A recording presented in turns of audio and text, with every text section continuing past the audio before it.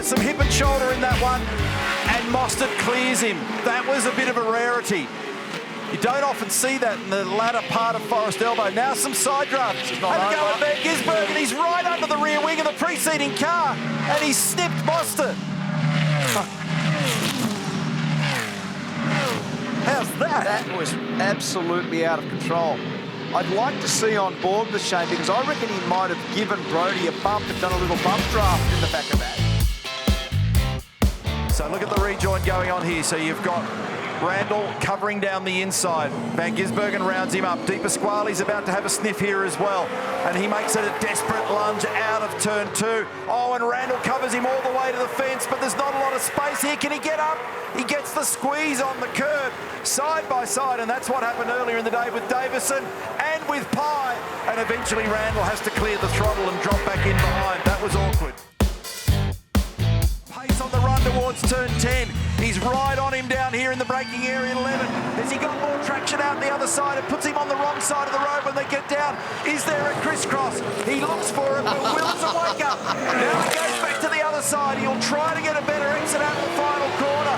And that's absolutely on, and they're both traction limited, and there goes Van Gisbergen and gives him away. Straight up drive traction there for Will wasn't good enough. So he turned it back, held it tight, and when he gassed it up, all it did was lay a big line of rubber, Will spinning onto the straight. If he's ever going to do it, he's going to do it now. He's there, but they're going to be alongside each other. He's on the wrong side of the road, and Feedy goes off. He's through, Cam Waters, through to 4th position. A little mistake by Feedy in the end. And drops 2 spots in the process. Here's the replay. From above, Century Batteries chopper through the chase, down the inside. Both of them got nothing left under brakes. And running out of road to the right was Brock Feeney. Nothing he could do. Both of them were at the absolute max. Here's the onboard.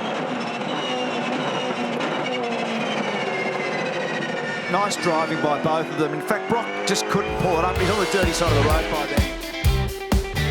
He was able to come off turn 4, far better that time. He's got a little margin before the big chicane.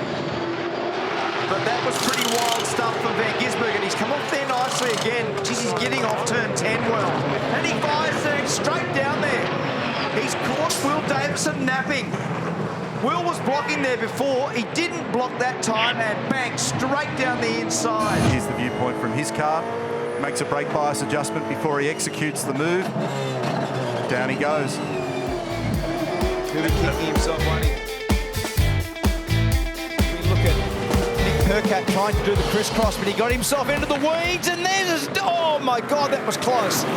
He tried to cover down on Hazelwood, but he come out of the grass, and there's a dive by Mark Winterbottom. That's a great pass. That is a very, very good pass. He made his way into the grass. That was his mistake. Now watch him come out. He fires straight across. Hazelwood's down the inside, cuts him off. But what it does, it slows Hazelwood down. Check out Mark Winterbottom. He says, have a look at me. Bang, down the inside, got him. Yeah, you can't blink in this game. You give anybody even the slightest incentive, and in they go. Here's the viewpoint from on board with Mark. Bang. Shifted it down a gear to be able to pop out the other side. So presence of mind there was great. Tom trying to also pick up the throttle and cover down the inside. He'll try to make him go the long way. 4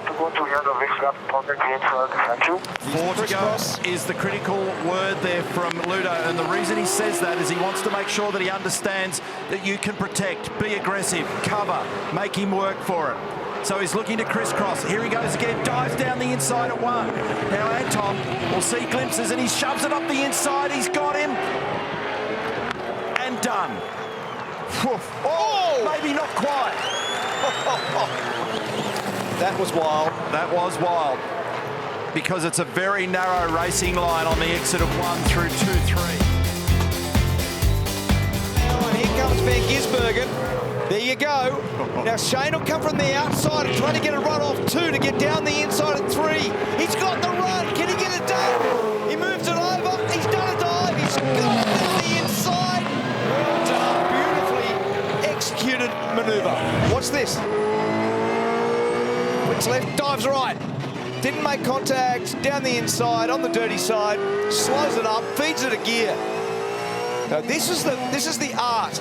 So he slows it up purposely, drags the car off turn 1, through turn 2 with beautiful rhythm and flow, had all the momentum, and then bang, down the inside. Another SVG classic. There's a dead set hand-to-hand battle. Here comes Waters. Great run by Cam Waters. Straight down the inside. Great authoritative, impromptu move. Bang, got it done. They would have come to their feet at Tickford on that one. He's a bit weak at the end of the back straight relative to Shane. And he's not totally hitting the apexes, but he's almost sacrificing them now to keep the rolling speed of the car up. Now he's under pressure. He's got Van Gisbergen crawling all over him at the moment, and so Shane goes high. If he can get round the outside, he knows he can displace him at turn 10. He goes for the crisscross out the other side. He looks to try and apply some better traction and drive out there. He's up to the outside of the Mustang at turn 10. Now it's around the other way. Is there courtesy? And Van Gisbergen takes the lead in New Zealand in the final race. And he immediately blocks. He immediately moves it over to disincentivize Cam Waters.